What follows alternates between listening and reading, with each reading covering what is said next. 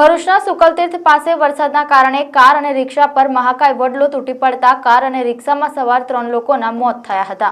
ભરૂચની પૂર્વ પટ્ટી પર બપોર બાદ અચાનક વાતાવરણમાં પલટો આવતા સુકલતીર્થ સહિતના વિસ્તારમાં ભારે પવન સાથે વરસાદ તૂટી પડ્યો હતો, જેમાં સુકલતીર્થ ગામના પાટિયા પાસે મોટા વડનું વૃક્ષ ધરાશાયી થતા રિક્ષા અને કાર ઝાડ નીચે દબાઈ ગયા હતા, જેમાં રિક્ષામાં સવાર એક મહિલાનું મોત થયું હતું, જ્યારે અન્યોને ઈજા થવા પામી હતી।